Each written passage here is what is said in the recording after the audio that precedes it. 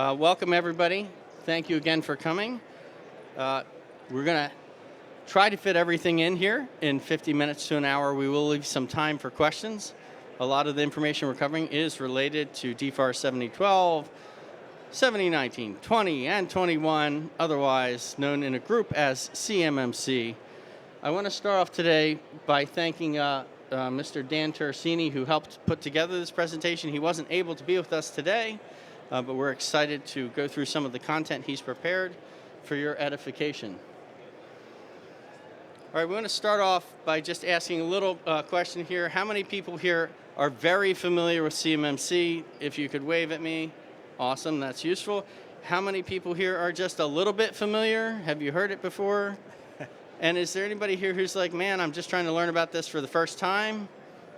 Perfect. Okay, well, great. We have something for everyone. Fantastic. Thank you for that feedback. All right, so the background of CMMC is this controlled unclassified information now is very, very dangerous to us and to our country if it is not properly monitored and controlled. If you would think for a moment about a hot dog stand that might have a contract to a military base, and maybe they sell 1,000 hot dogs every week, and suddenly they sell 10,000 hot dogs. Well, 40 years ago, that's not a big deal. It wouldn't matter. But now in an age of AI and rapid data, that huge increase in an order of hot dogs could give our enemies actionable intelligence about troop movements. So this is the type of information that used to be not as important to protect, and now it's very, very important to protect. On the slide here, we have a bunch of statistics. I want to point out one thing here. In the middle slide, and I don't know if you can read it, so it's saying at 327 days is the longest time to identify that somebody's inside a network. A more important statistic for you to know is that people used to have dwell time, how long they stayed inside, and that used to be what we would watch. But really more importantly is how quickly are they exfiltrating information, and how quickly are they corrupting the information they leave behind. So generally exfiltration is now happening in a matter of days. And the more important thing to think about is that the enemies of our country are not simply stealing information, they are now often corrupting the information left behind. So some examples that you might be familiar with, this is public information if you go Google it, but in the middle slide here you'll see some airplanes. Well, information about the shear strength of a bolt in the tail of the plane was stolen, and then whoever stole it changed the specs. So the manufacturing was incorrect, and it was failing after a few hours in the air. So this is the kind of thing that's happening around CUI. This isn't secret data, but when our enemies get access to it, they can steal it, and then often now they're starting to corrupt that data. Some other examples from the news, of course, you may have recalled the Suez Canal Authority when the ship crashed, and they said it was operator error, but shortly thereafter they said maybe not so much operator error, right? One other example not on here, there's a type of body armor we have. It looks kind of like dragon plate, like little circles of ceramic. And somebody broke in, stole the ceramic formula, and then they changed it so that the warfighter wasn't fully protected, that they would shatter and not provide the full protection. So these are examples of CUI that exist in manufacturing. And this is what we're going to talk about today, is how to protect that information and the importance of it. So first, a disclaimer. Everything you hear up front today from any of my fine friends, which we'll introduce here in a moment, if it doesn't match what's on the DoD CIO website, we're wrong. The DoD CIO website is the source of truth. Please always reference that. The CMMC scoping guide for level 2 and assessment guide are really incredible tools. They're written in English. An average person can read through them. I like to jokingly say there's 320 things that you need to know how to do and document. So if you spend 5 minutes and 20 seconds a day, 320 seconds, reading it, in about a month you'll read through the whole level 2 assessment guide, and you'll be pretty familiar with everything that you need to know to start and run a compliance program. So you can't read this. Let me inform you. There's 3 levels to CMMC. Level 1 is part of the FAR. Everybody who has a federal contract does this, right? Then there's level 2. That's part of DFARS. right? That's what the Department of War is requiring, and it's likely that this will extend to all federal contracts eventually. There's also level 3. When you want to achieve level 3, you can't just choose to do it. It's at the invitation of the government or the contracting officer. And it's important to know that your level 2 scope is going to be different than your level 3 scope. So the CRMAs, contractor risk managed assets, those things become in scope when you go for level 3. So as you think about how to have a compliance program, if you think you're working on something really sensitive, and you might receive that phone call, an invitation to spend a week with DIBCAC, you'll want to make sure that you have thought about your scope for level 3, because it's going to be different, and you'll have to diagram that and understand some of those differences. All right, a big question we get all of the time is, how do I know if I have CUI? What is CUI? Where do I get it? Can I make it myself? So the government has a fantastic website that lists all types of CUI, but not all things are CUI in all situations. So you need to have a conversation with your prime or the client, or look at your contract and understand which things are CUI for you. You could go to the NARA website and search for a thing you're doing, and you could see that it says, hey, this is CUI. But if you scroll to the bottom of each CUI designation, it's going to give you a description of which situations that is CUI in. So it's not a simple answer, and you can create CUI on behalf of the government, and it is your job to label it. When the government sends it to you, they should be labeling it for you. It's not happening yet, by and large. But you can ask, and you can ask for clarification. I would not want to set your expectation that you're going to get clear clarification on CUI from the client. I am only aware of one memo ever being issued about this. I have not laid my eyes on it. It's kind of like a unicorn.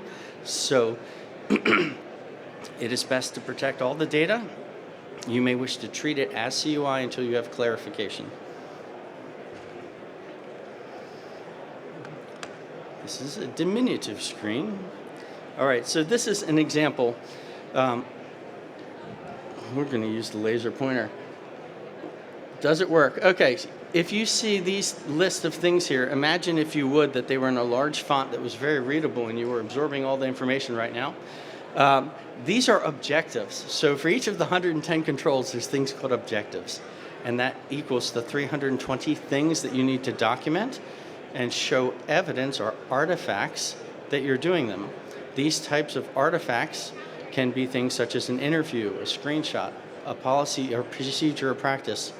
And in the Level 2 assessment guide, this is right from that guide, it will list the objectives, but then it gives you actual examples that you can go and look at. This is how I make an implementation statement, right? And so there's multiple examples, and it gives you discussion about it. So the Level 2 assessment guide, the Bible for us, when we come in and assess you, is written in very easily understood English and gives you concrete examples. Now, if you just cut and paste it, we're going to fail you. It has to be real. The Department of War has told us that we are to look for muscle memory. We're not looking for check-the-box security. It's actual security. And so when we interview people or we look at your documents, we're going to be verifying that there's actual muscle memory. All right. So we've gone through some of that ground setting, table setting here. I'm Toby Musser, the Chief Executive Officer, Co-Chief Executive Officer, M&S Group. Here we have also to my left, your right, Fernando Machado of CyberSec Investments, who I think is the rock star so far. He's done the most assessments of any C3PO that I'm aware of. You can correct me if I'm wrong. And of course we have Mr. Ali, and he is in charge of EC First, an amazing training company. They have learning management system. They're a C3PAO, and they're doing assessments now as well. All right, I'm going to take some time to talk about what I do and some information that could really make your life easier, and then I'm going to hand it off to Fernando and Ali. All right, M&S Group's currently supporting a little over 300 locations on 6 continents. And we are, our platform, Secure CMMC, is used by 20% of all C3POs. So we're well known by DIBCAC, and and are specialized in helping other people become C3POs. We're trying to increase the number of assessor organizations out there so that you all will be able to get assessments at a more reasonable fee over time. We're at Aberdeen Proving Ground in Harford County, Maryland. If you're ever out that way, please stop by. So we're a managed service provider. We help people get ready, stay ready, and get assessed, and run an ongoing compliance system. Here's a little phrase you should take and use, and please spread it around. CMMC is not an event, it's a lifestyle. This is ongoing operational security. This program often is treated as a cybersecurity program. 2/3 of this program is physical security and operational security. 1/3 is cybersecurity. Locks, doors, cameras, sign-in sheets, operation documents, background checks, everything about running a business and serving up the requirements of the task are covered by this requirement. It is not simply buy some technology, put it in place, and configure it.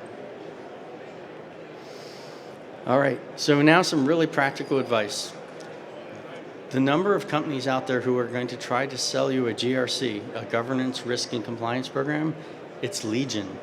Like, you'll be hit up every day to buy a program that's going to tell you, it's going to help you keep track of your information and pass. And many of them do a great job of that. However, to many small companies and contractors, this is a very expensive process. And I just want to let you know that if you make a spreadsheet with 320 lines, one for each objective, and on this spreadsheet here we have, I'll go to another example here. If you list each objective, list the type of evidence or artifact you're going to present. Is it a screenshot? Is it an interview? Is it a policy document? List the name of the person who will be interviewed. List the spot where the screenshot can be obtained. If it's in a document, a policy, procedure, or practice, say it's in this document, in this directory. This is the person who has access to it. It's on page 5 and it's on paragraph 2.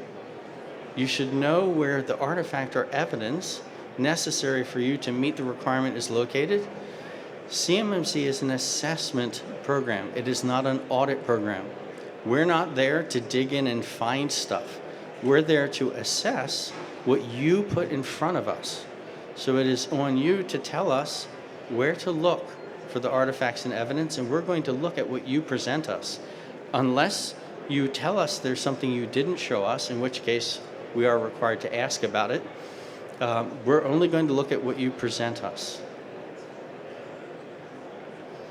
All right, I'm going to hand it over to Fernando. All right, I figured I'd stand up to try to see the monitor. For those of you that don't know me, I'm Fernando Machado, the Managing Principal and CISO at CyberSec Investments, where I'm a CMMC lead assessor, and our organization is an authorized CMMC third-party assessment organization located in Melbourne, Florida. So for those of you that aren't aware, the 32 CFR Part 170 rule went into effect on December 16th, 2024, and it outlines the phased approach that the Department of Defense or Department of War is going to have for rolling out the CMMC program. And you can see phase 1 begins on the effective date of the 48 complementary rule, which we now know is November 10th of this year. So we're about 14 or 15 days away before the phased rollout begins. DoD intends to include CMMC Level 1 and Level 2 self-assessment. However, at their discretion, they can require a Level 2 third-party assessment. So to the folks, I usually tell them, put your contracting officer hat on. What would give you greater assurance that the supply chain is being secured? Would you allow them to continue to keep self-attesting or require third-party verification? On top of that, something else that other folks don't seem to understand here is when it comes to the phased rollout, if you are a sub to a prime, the phased rollout does not apply to you. Your rollout is potentially faster because there's nothing stopping the prime from saying, CMMC is out now, go out and get a third-party cert. And we're seeing that today. So we saw Boeing come out with a memo with language that stated, we strongly encourage you to go get a CMMC third-party assessment. We saw language from Lockheed, right? If you don't meet a certain score, they're going to basically eliminate you from their supply chain. And most recently, we saw Leonardo DRS that if you have DFAR 7012 in your contractual agreement that at any time within the next 2 years, they're going to require a CMMC third-party assessment. Now, this memo came out in January of this year that talked about the different levels on who's going to require a CMMC Level 2 cert. And again, the memo starts off with everything that's contained in this memo does not preclude the contracting officer from selecting a higher requirement if they choose that there's a need to do so. So if you are handling CUI in the Defense Organizational Index grouping in the CUI registry, the minimum is going to be a CMMC Level 2 third-party assessment. So any data here, control technical information, DoD critical infrastructure information, naval nuclear, and so forth. So if you're handling that data, automatically you're going to be required to have a CMMC Level 2 third-party assessment. One of the things that we saw in the difference between CMMC 1.0 and 2.0 is under CMMC 1.0, there were zero allowability for POAMs. It was a 100% pass or fail, right? They heard industry with the change of CMMC 2.0, they now allow plans of action and milestones with certain exceptions, right? So number one, right, you're allowed to have it as long as you meet 80% of the controls, so 88 out of the 110 controls. Number two, none of the controls that can be POAM can be a 3 or 5 point control. And number three, this subset of one valued controls cannot be POAM'd. If you're able to meet this 3 criteria, you will receive what's called a CMMC Level 2 conditional certificate, and then you'll have 180 days to remediate it. A couple of parts here when it comes to scoping, that this is significantly important. In the rule, it talks about if after you're certified, you have significant architectural or boundary changes to your environment, you're going to trigger another assessment. And some of the examples that they give you are things like expansions of networks or mergers and acquisitions. Now, DoD has not given any guidance on what this actually means, but some things that we can all agree on. If you get certified with one managed service provider and decide to switch, you're going to trigger another assessment. If you decide to add another component, let's say you went through your system certification, all Windows devices, and you decide to add a Linux server for CUI, that's going to trigger another assessment. And if you look at that last bullet down there, if your scope changes, then your assessment is no longer valid and a new assessment is required. So some of the things we usually tell our clients, before you make any changes, give us a call. We don't want you to preclude or invalidate your initial scope for doing work. And with that, I am now going to pass it off to Mr. Ali.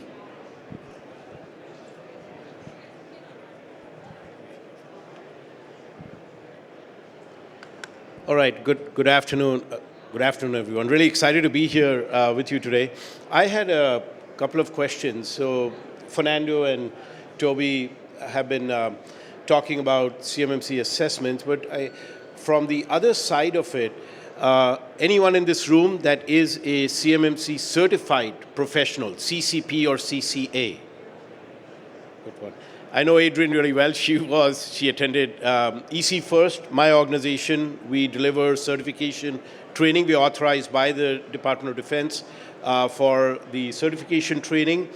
CMMC, at a high level, when we think about it, it's about cybersecurity. It's about the supply chain resilience. So we've always been surrounded by risk. Risk will always be there in the future.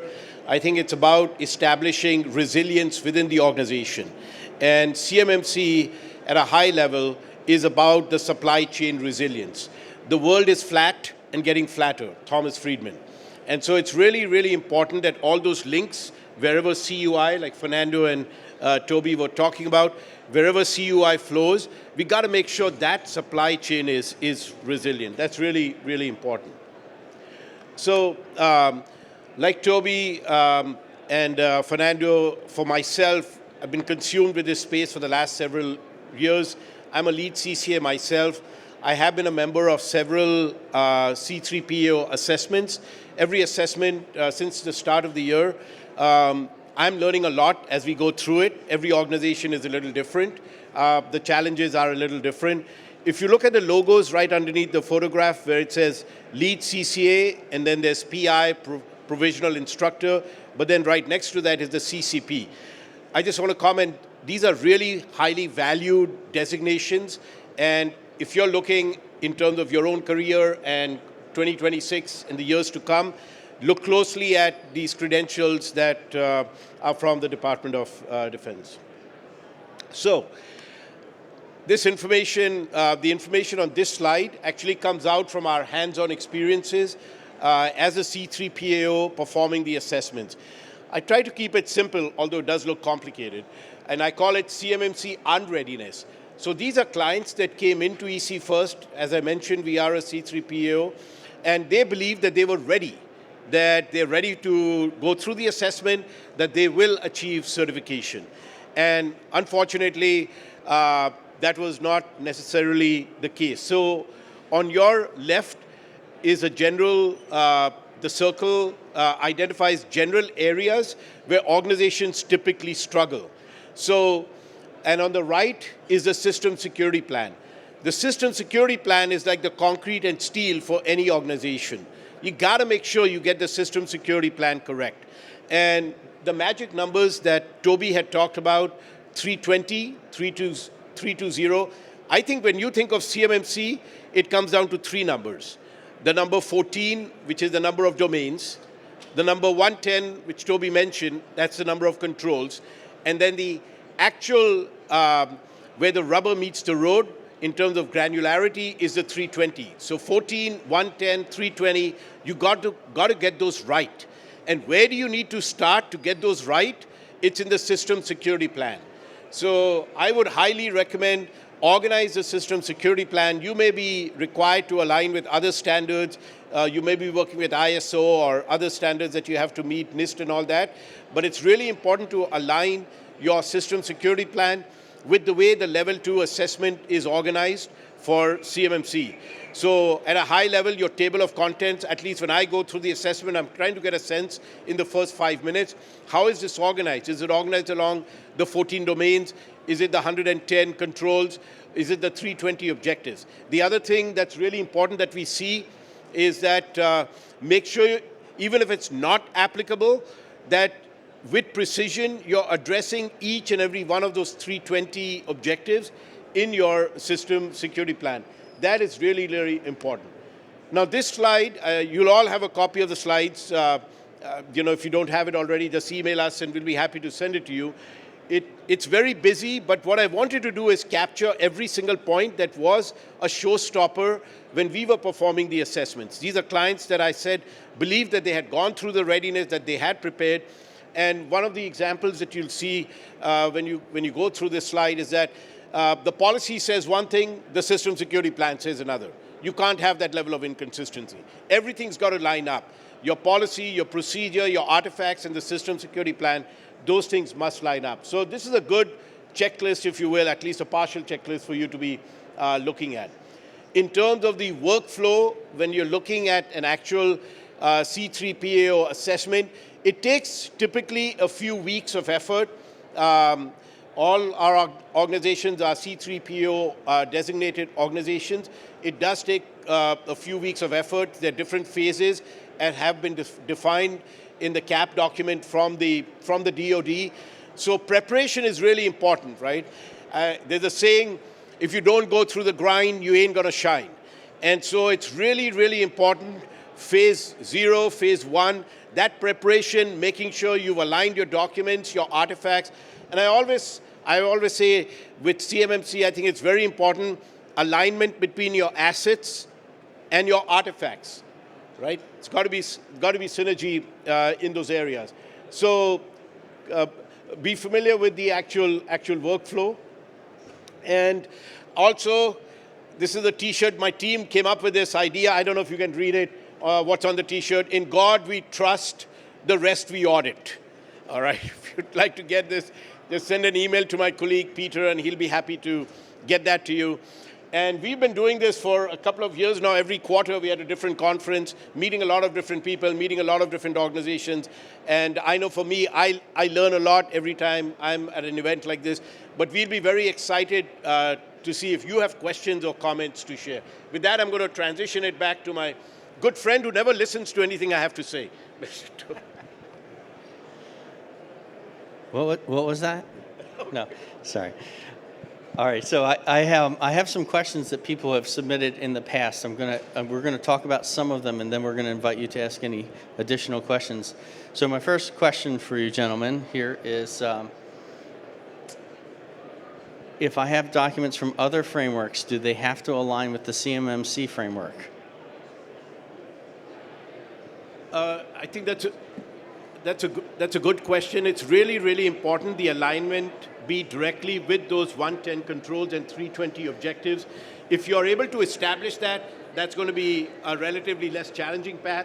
If you're going to say, well, I'm meeting ISO 27001, whatever the clause and category might be, that I think does not put you in a good space. Yeah, so to that, I always say, right, when it comes to CMMC, I think we can all agree, right? We always say CMMC when we're talking to contractors, a lot's like the 5 stages of grief, right? There's a lot of denial, there's a lot of bargaining. One of the things we usually see is, oh, we're ISO 27001, we're AS 9100, we're CMMI. None of those standards 100% directly cross-map to 800-171A.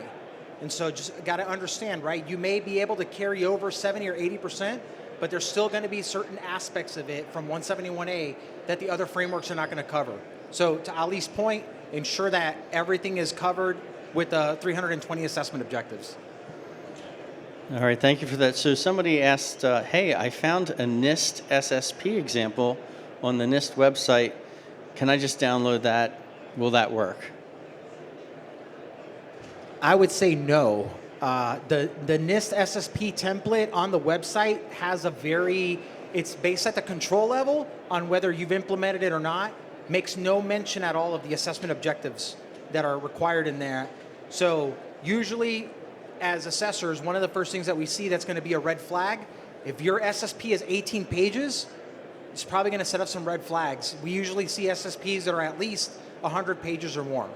So the SSP template on the NIST website, I don't think actually meets the intent of the requirements.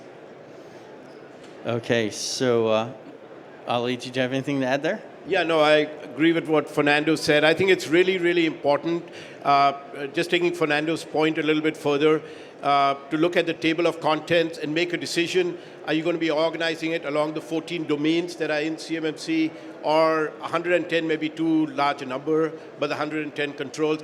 But I think the secret sauce to the system security plan, if I can just say that, it comes down to making sure, even if it's not applicable, you should address with precision each and every one of the 320. That's critical. So let me ask you a question. You just said should. Could you talk about the difference between should and shall? Because this comes up a lot in assessments. Do you want to offer a thought there? What's the difference? Yeah, so when it comes to should, right, should means, right, it's optional. Shall means that you are going to actually direct that via policy. So if we see, individuals should be onboarded, well, I'm like, well, are they or are they not? And that's why the difference using the words should versus shall, that's kind of like that like to Toby's point, we see those things, our ears perk up. We're like, well, wait a minute, this is not really binding per policy. So now we start to dig in. All right, thank you for that.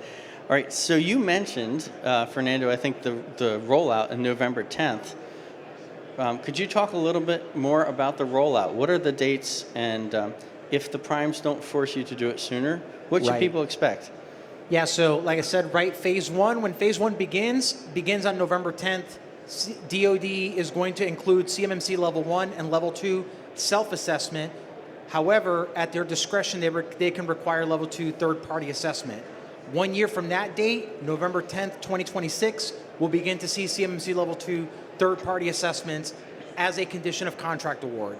That's the part that a lot of people think that it's this other realm. It's as a condition of contract award, you'll need to have a CMMC level 2 third-party cert, if applicable, in order to bid and win that contract and maintain your contracts. Ali, self-assessment, that's easy, right?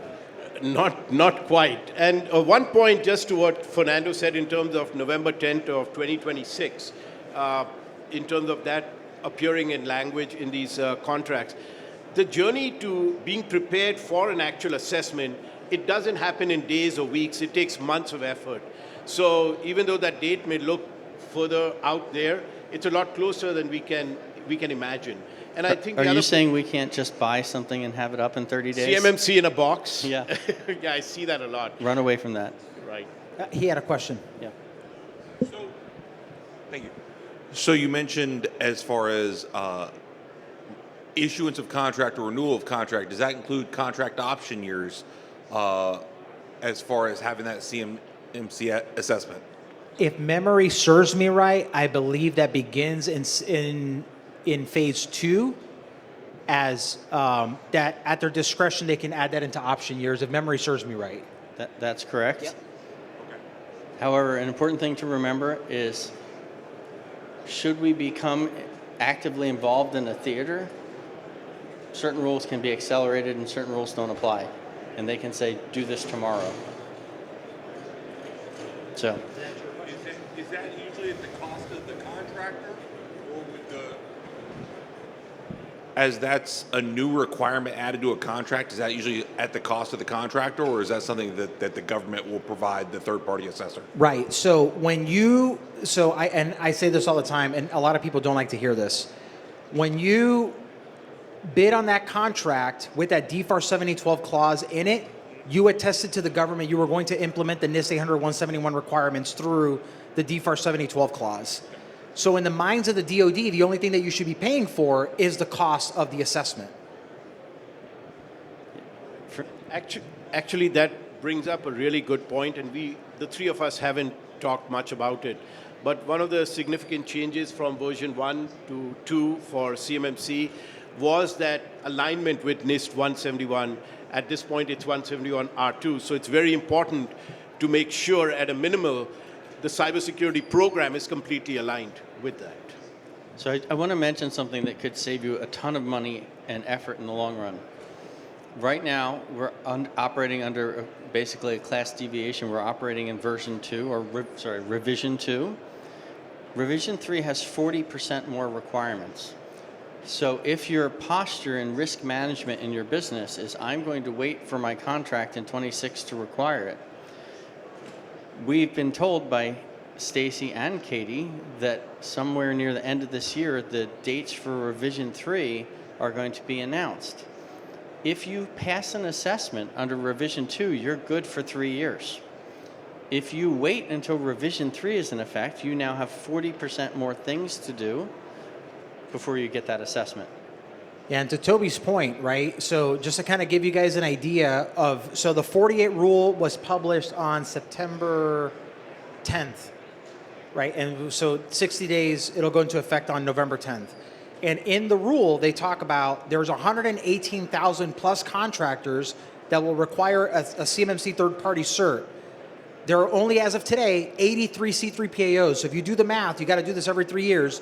If every single C3PAO is doing assessments today, it would be 39 a month, which a lot of these guys will tell you that's damn near impossible because, right, assessors, right, the training programs, everything that has to be done, it'd be 39 a month. And some C3PAOs are not even doing assessments. Some of them are, they became C3PAOs because it was a good marketing differentiator, but some of them are managed service providers that are just not doing assessments. Others haven't been able to pick up client work.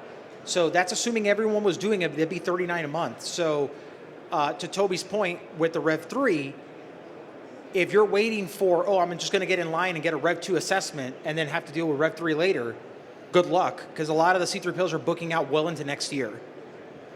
Okay, I do want to go back. Ali, could you talk about a level 2 self-assessment? People have a perception that that's lighter or easier or somehow different than a third-party assessment. Could you talk about that a little? Yeah, so, did you talk about that? I missed the first part. Level 1 or level 2? Level 2 self-assessment. Level 2. Yeah, no, because there's no shortcuts there because you still have those numbers to deal with. You still have the 14 domains. You still got the 110 controls. You still have the 320 objectives. All of those have to be met addressed, at least the starting point in the system security plan. And then that itself you should have your CUI diagrams, your network diagrams, asset inventory, and all of that. So the level of effort in terms of what you have to put in is there. The only piece missing is that you're not having the third party come in to attest to it. But I think it's really important to follow the level 2 assessment guide, which is version 2.1.13, because that has all the details. It's got examples, descriptions, and to make sure that's accurately reflected in your system security plan. I don't know if Fernando or Toby could comment, but one of the places we've seen with the assessments that we've performed is inconsistency in terms of artifact representation in the system security plan versus what may be in your policies or your procedures and other documents, evidence that you may be providing. Can you give make up an example? Putting you on the spot.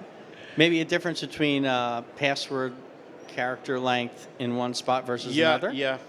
Or your some place where you say it's not applicable, that we've seen it in, but there's documentation that shows in the policy that it is applicable. The system security plan doesn't point to it, but the policy points to it. And now you're not sure which way it is. And you don't want that space for confusion. So I want to talk just briefly about how to submit your self-assessment. So there's something called PI. You go and make your login, and you're going to log into SPRS or SPURS, and then there's an affirming official who's going to put your score in and upload some evidence that you've done it. That affirming official is personally and legally responsible for those claims to the tune of $250,000 and 20 years in jail for each of the 320 claims. So if you're really a liar, that's $80 million and 60 years in jail or something like that. Don't do that. This is, it's really important that each person in a company understand that they're personally taking on the liability of that claim. So you really want to make sure that your team and that if you're working with clients, that people understand that they're not messing around. This is the serious business. Also, SAM.gov, if you don't have your CAICO codes in your high-level organizations or HLOs set correctly in SAM, then it's not going to show up in SPS or SPURS, and then you won't be able to put the proper self-attestations in, and we will end up with issues when we upload into a system called EMAS, which we all love dearly.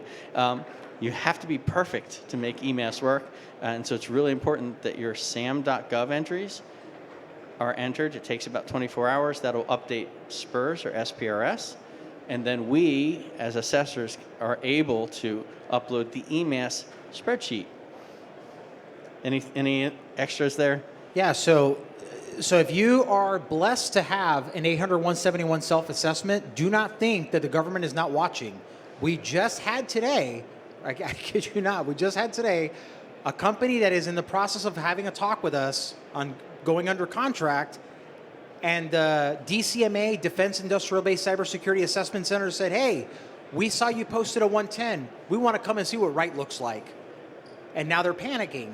And so we're working with the DIBCAC team, but I promise you, the DIBCAC team is paying attention to those 110 scores in SPRS. Okay, so I have another question for you guys. This comes from somebody who bought an enclave. They said, I've built an enclave and it's ready to be assessed. However, certain things like an incident have never occurred in the context of the environment yet. How do you guys assess that stuff if it's never happened? So usually what we do is we always like to make the system that's being assessed, I always like to equate it to a car rolling off the assembly line, right? So before it's able to accept passengers, it's got to get blessed that, right, it meets all of the safety inspections and criteria. Same exact thing with the 800-171 CUI system. We want to ensure that the system is allowed to process, store, or transmit CUI. So things like an incident response plan, you can do an incident response test, a tabletop exercise to demonstrate, and you've got your plan in place, that if in the event that you do go through a live incident, that is the plan that you would follow. So hopefully that answers the question. Yeah, Ali? Just one additional comment to that. Wherever possible, I think always try to align with any applicable NIST guidance or NIST standards. So NIST has a standard 861, release 3, I believe, is specifically related to incident response. If you can tie it into that, it brings more credibility to that particular area. And saves you the work of inventing it yourself. So I have another question here. Can I use a policy in lieu of a technical control? If so, under what circumstances? Can multi-factor be that I high-fived Bob when I walked in the door before I went to log in? So usually we like to see If you have a policy, we like to see a technical implementation if possible. That would be our stance on it. Okay. Ali, anything to add there? Any type of control or capability that reflects the intent of the policy is really important. Yeah, because to his point, let's say like we'll take removable media for example. If you just tell me in policy on removable media, we're not going to allow CUI into removable media, and you don't apply a technical configuration to prevent it from happening, my next question is going to be, well, how are you monitoring to ensure that CUI does not get put into removable media? We can't just say, on my honor, I'll do my best to do my duty to keep CUI off the... No. Yeah, sorry. All right. So one more question here. What is the purpose of the POAM, and how should I construct and maintain it? And remind us about the limitation in days. I think Fernando had that one slide, if memory serves me. There were 3 key points in there, but a couple of things to remember. I believe it is 88 out of 110. That's one number to remember, so you got to get to that number. And the other is 180 days is the maximum, calendar days is the maximum duration of time. We've performed a lot of assessments. I know I can speak for ourselves at EC First.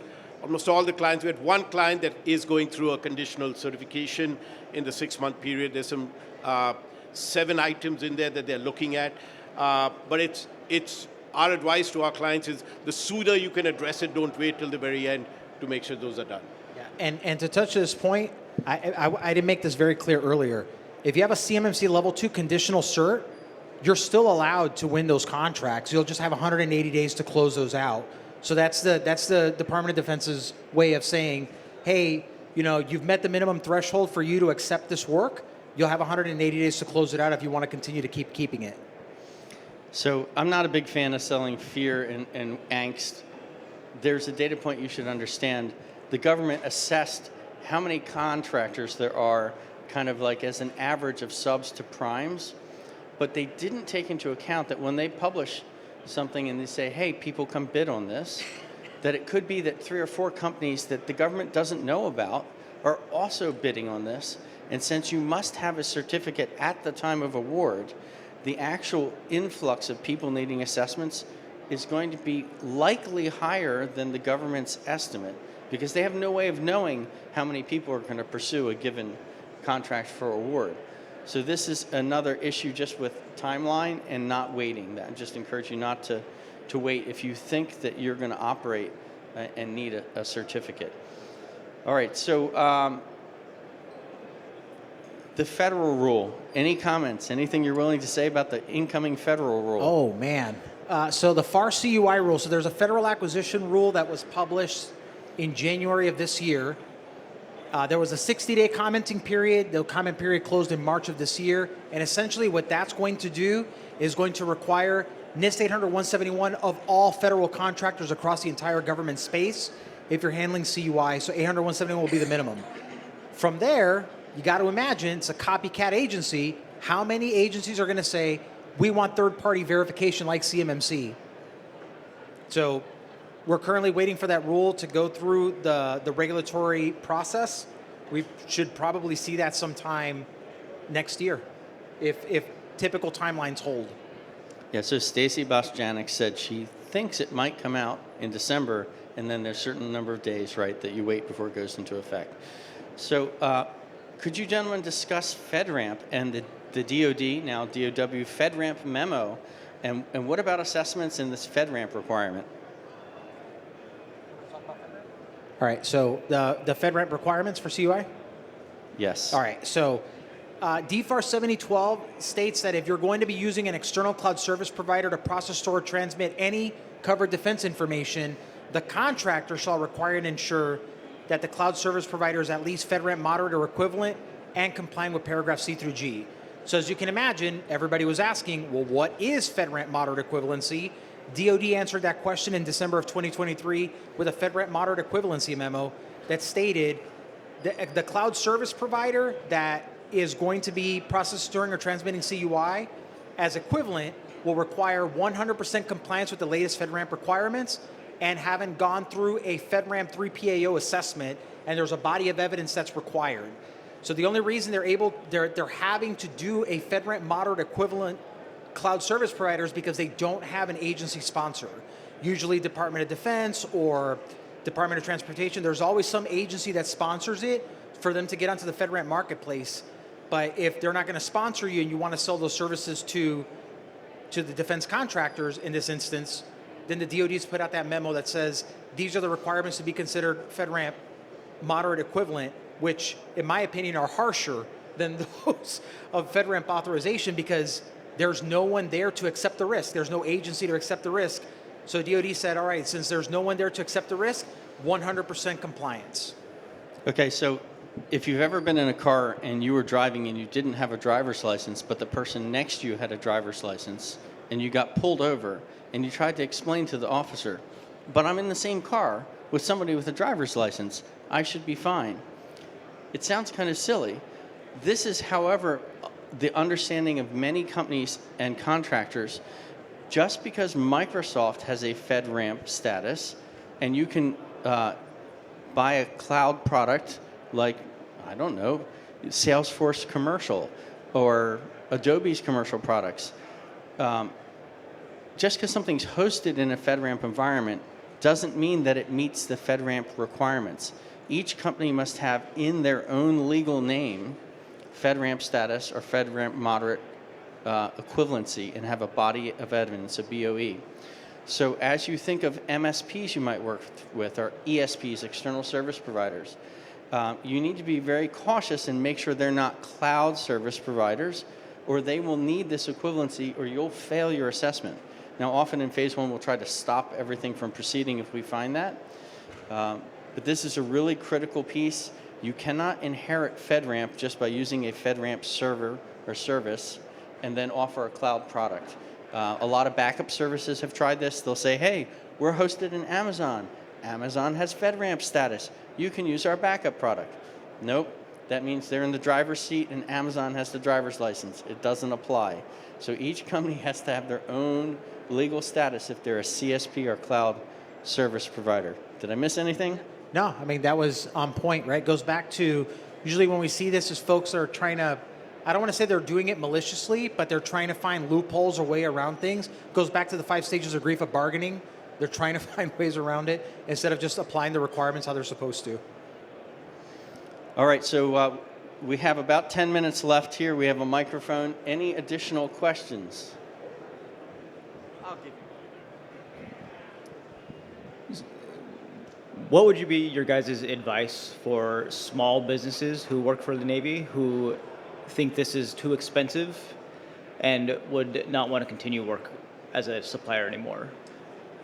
Because they don't, small businesses don't always hire IT specialists. They might be a mom and pop shop who just build a part that is CUI that they sell to the Navy. What's your advice to them to make this approachable, affordable, instead of just leaving the market? That's a great question. I'd like to go first. All right, so you've heard of GFE, right? Government Furnished Equipment. There's nothing that prevents a prime from having PFE, Prime Furnished Equipment. All those little subs don't have to go get a level 2. If the prime provides a unique login ID and prime equipment, you can work in the prime environment and not have to go through a level 2. You can just do your level 1 self-attestation, which is a requirement in the FAR for all federal contracts, including DOW contracts. But it might be that if it's a critical sub, or if you yourself are too small, you could talk to your prime and say, hey, can you issue me equipment and a login, and I'll work in your level 2 environment, and you can operate that way. So there's a lot of fear and stuff being sold about like every single company has to go get this.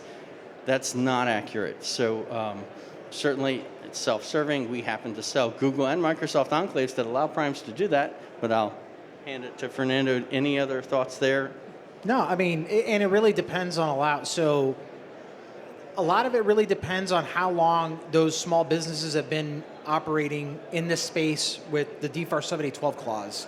So from when the CMMC program was signed by the National Defense Authorization Act with the fiscal year 2020, all the way through when November 10th, 2,152 days would have gone by. So they would have just simply implemented the requirements one by one over time and spread that technical debt out over a long period of time, they would have been done by now. But the problem is, right, a lot of them are like, oh, right, denial. Oh, CMMC is going away. It doesn't apply to me. I'm a small mom and pop shop. And then now, right, like they've been kicking the can down the road for so long, we've run out of road, right? So we're less than 2 weeks away. And then now they're complaining, not the cost of the assessment, but the cost of the implementation on which the contract they signed for. And so 2 separate costs there, and DoD brings it up multiple times in the rule. We are there only to validate your existing requirements. It doesn't add anything else beyond that other than the cost of the assessment. So 2 comments to that question. I think any small or medium business, if it comes into contact with data, regardless of whether it's defense or not defense or whatever, there are a lot of state and federal regulations where if you come into contact with data, that data has got to be protected. They're not asking for military-grade protection, but you got to have some resilience around that data. A mom and pop show cannot be in business anymore in the future if they're not going to be performing basic cyber hygiene. That is a cost of doing business, right? That's just the way it is. Secondly, there is a NIST publication we've not talked about over here, which is NIST Special Publication 800-172. I would encourage individuals who are not familiar with 172 to take a look at that. That publication is focused on APT, Advanced Persistent Threats. It takes the cyber threats defense to the next level. What we are talking about here with CMMC Level 2, in my opinion, if you can't put the capabilities around it, you should not be in business. That's just the way it is. Okay, so let me give you a gentler answer. You're right. And there are certain companies that offer buying one account in a cloud-hosted environment and saying that they meet a certain number of requirements. That could be a solution for a small business. Business risk thoughts, though. If you put your 1 or 2 people as a small business into a cloud-hosted environment and you're inheriting many of their compliance things and you get an assessment, you're married for 36 months. So you need to make sure that when you choose that vendor, all the contracts that you might win or go after, that environment can support that and you understand the costs in that environment for any new contracts you may pursue. If you want to move to a new environment, under the rule, you must get a second assessment of the new environment before you start using it. So you could get whammied with a double assessment. So as you think about your business and you're thinking about selecting, maybe you're doing a 5-person enclave in Microsoft or Google, or maybe you're choosing one of the people that has FedRAMP status and you're going to try to inherit from them, really think about the fact that you're going to be stuck, maybe not stuck is the right word, but you're going to be living with all of those contracts that are in place at the time of assessment for 36 months because any major change will require paying for a second assessment. All right, any other questions?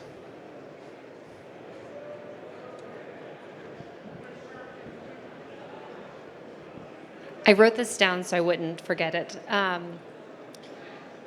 So can you provide clarification on digital CUI versus physical CUI in terms of access and what connection to a secure enclave does for those requirements?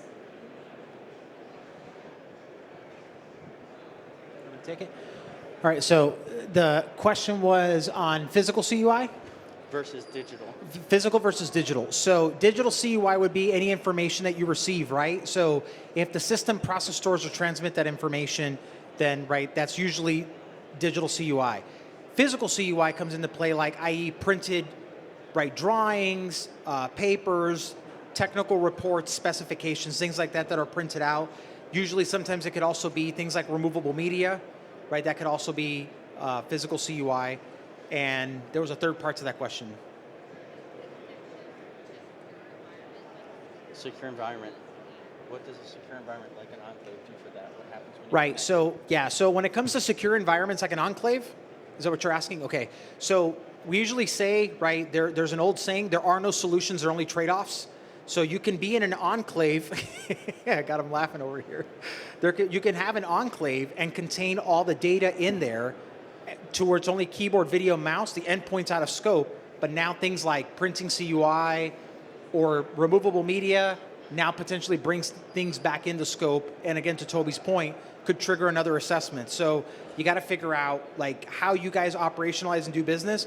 I have loved having calls with management, CISOs, CIOs, and they're like, we're going to preclude printing. I'm like, did you talk to your engineers about that? So first thing that engineers love to do is print CUI because they want to have physical paper of those drawings, but that opens up another can of worms and requirements they have to meet. Yeah, so there are requirements about shredding that are very specific. What I would say is in an enclave, if you think you're going to bring something in scope, do it sooner than later. It's okay. Let's say you have a CNC machine and you have to take something onto a USB key and carry it to that machine to make the thing, right? The current guidance is that that information on the USB key that's just mechanical instructions isn't CUI. That's the last thing I heard. But we're waiting clear guidance on that. You would want to make sure that you protect the physical environment so that, and think revision 3 is coming, which will have you do more things. So physical stuff like printing or saving to USB keys definitely will bring the physical site into scope. So plan for us to show up in person for that. If you are a construction company and you have 20 subs and you have trailers in 5 locations, you need to make sure that trailer has the appropriate physical access controls, locks, shredding machine. If it has a printer, you need to have policies, procedures, and practices. For the plumber who just nailed the plan to the wall so he could start running stuff, you know, he has to bring that back and shred it at the end of the day. So when it comes to an assessment, as far as like the physical security side of when we have, we change the locks whenever and an employee leaves. That's standard Army physical security if you're working on an Army contract. Do we need to keep long records of any time an employee left and show, well, this guy left in June and so we changed the locks, or do we just need to show the last time that we changed the lock to demonstrate that we're actively doing? The Army doesn't require us to do presently, to my knowledge, every time we change it, just that it was last changed on this date. Yeah, do you want me to get that? Yeah, so when it comes to the physical protection controls, usually what we see, there's more than one way to skin a cat when it comes to implementing 801.71. So if you're using traditional lock and key, there's a control that talks about on how you're managing that. So there could be a situation where you might have to change the locks every time an employee leaves. So make your life easier, you could just say, every time an employee leaves, we'll just revoke his badge access that unlocks the door, so you don't have to continue to keep changing the locks every single time. So you just revoke the badge access, and you're going to have to demonstrate to the assessor, when was the last employee that was terminated, either voluntarily or involuntarily? John Smith.